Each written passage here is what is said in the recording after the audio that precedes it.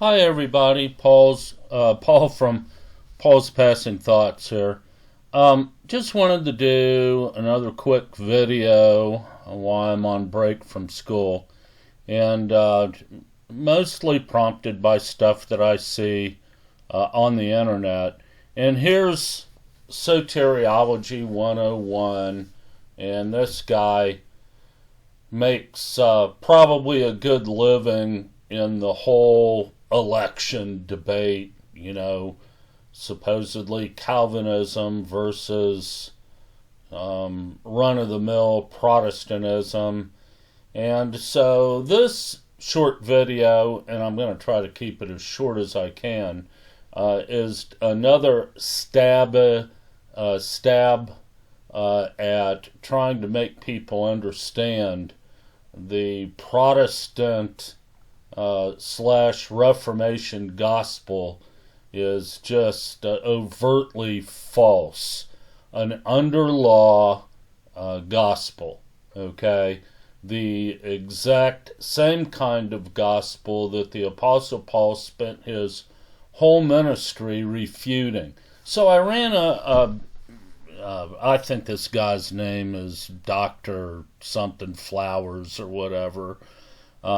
He's constantly into debates with James White.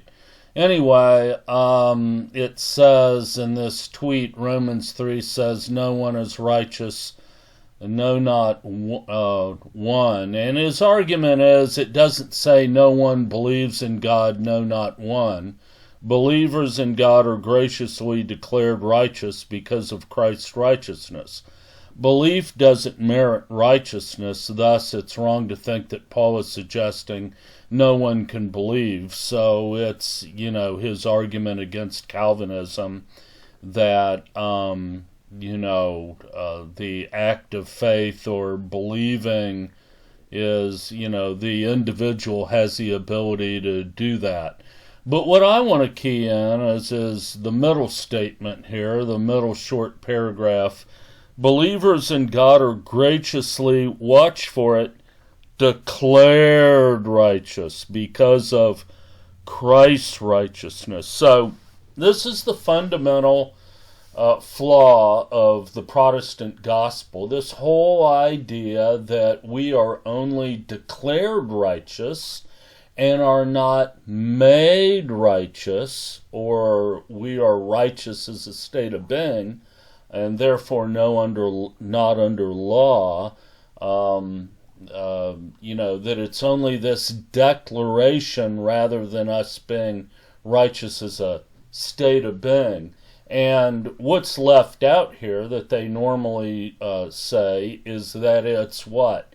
A legal declaration. And we ask, how is a legal declaration that makes us righteous not an under law gospel, being a being justified, justification being a quote legal or forensic declaration. They say it all the time. All right, and again, our argument is that, and you see it here. This righteousness of Christ imputed to us, that's only a declaration, right? So, even this guy is saying that in no way, shape, or form the true believer is made righteous through the new birth.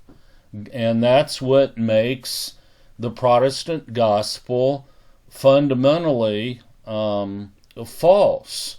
The Bible says that anyone who does not possess righteousness as a possession of their being will not see God. Okay? So, being saved is more than a, quote, cloak of righteousness. Whereas you look under the cloak and we're still unrighteous. And, righteousness is only a covering. Okay, now, this is what I want to get to next. They constantly say it. John MacArthur et al., you name it, they're constantly saying, speaking of salvation under the new covenant as a what? Atonement, right? They say it all the time. So, of course, that makes perfect sense. If we're only declared righteous and the righteousness of Christ is imputed to us, and by the way, the Bible never says that Christ's righteousness is imputed to us. There's a couple verses where you can take a leap of logic and infer that, but all over the place it's stated that we have God's righteousness, right? And why is that important? Because He's the Father, all right? We have His like righteousness. And of course, we don't claim any kind of righteousness of our own. God's righteousness, our Father's righteousness, was infused into us through the new birth. 1 John chapter 3 is an interesting chapter in regard to all of that. The indwelling of the Holy Spirit in God's seed is what makes us righteous, period. All right, and we are no longer under law. So of course, it makes perfect sense then that they would call this gospel a atonement, right? They're constantly referring to it as an atonement. So let me show you something interesting. I'm going to bring up, let me see here. I'm going to bring up eSword, all right? And let me show you something. Let's do a search. Let me see if I can move my... No, I can't.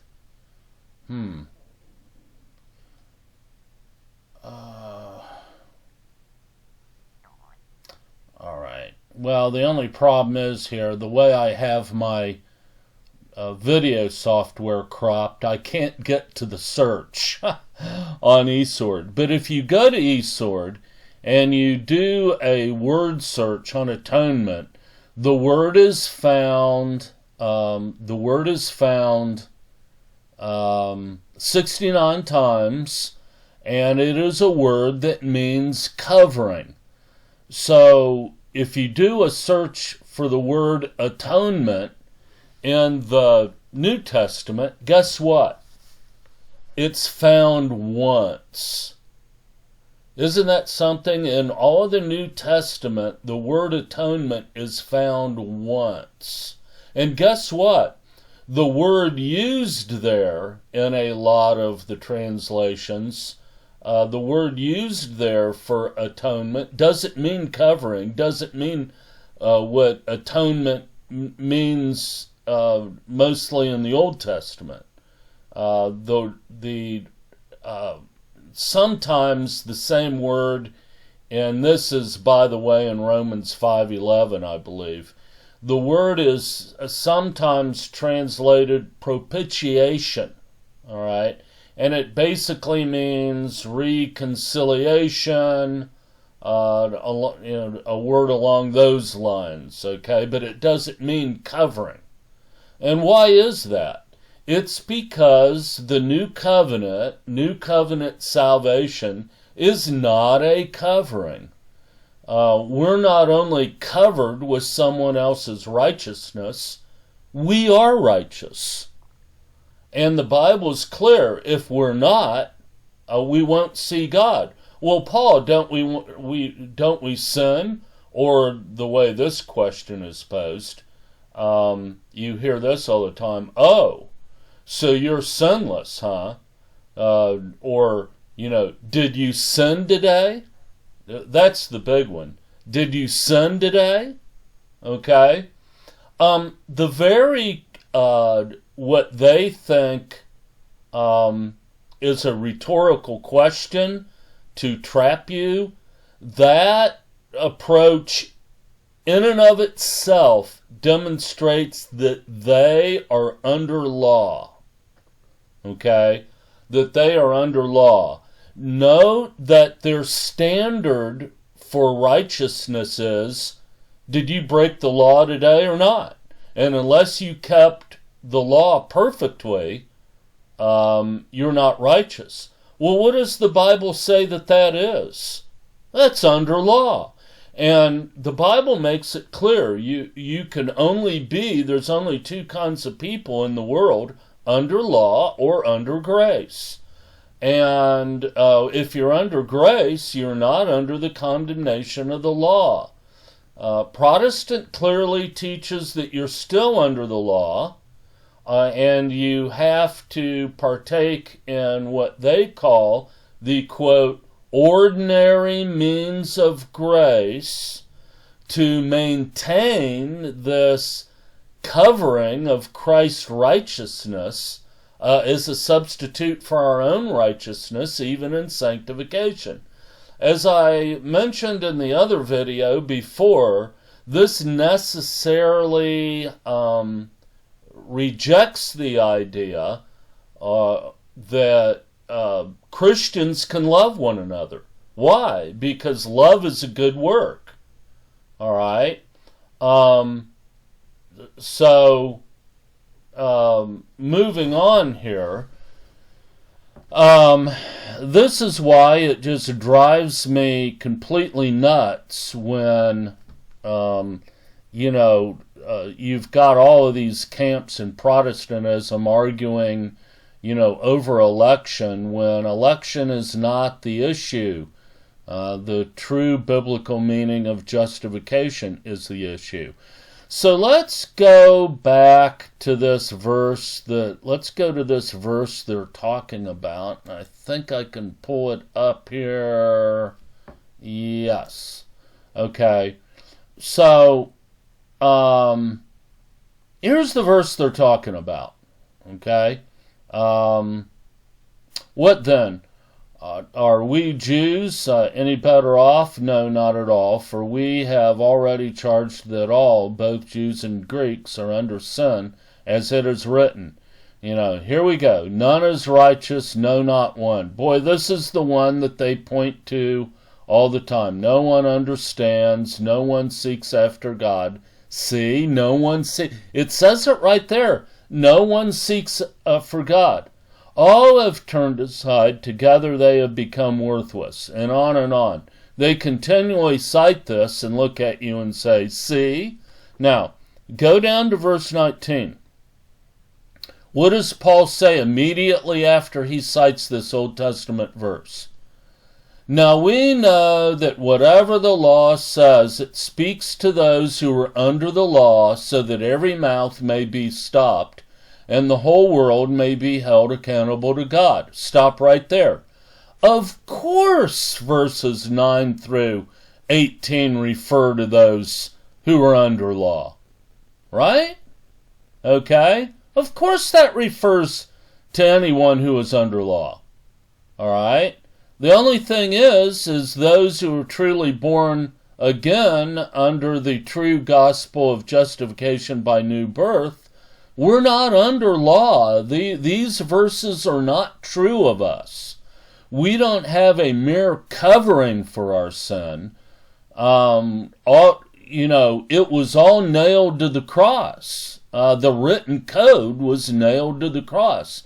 The law was ended, and they've got to explain all the Bible verses that say, where there is no law, there is no sin. And now again, what I mentioned in my last video is that being under grace doesn't mean that you're not under any kind of law. Okay? We're obligated to love. And of course, we fail to love. All right? Remember Paul said, be indebted to no one except, in love. The only debt we have that is unpaid is that of love. We can never pay that debt till redemption. All right. So let me conclude. I'm running a little bit over 15 minutes here. I suggest that you do this. You want to go to, let me see if I'm, let's do this, bring up a browser.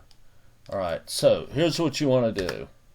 All right, you want to go to tank.online. TANC.online. Okay? Press enter. Here we go.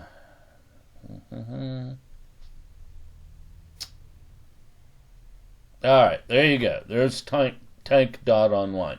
You want to scroll down, go to the Tank Free Online Library. There it is.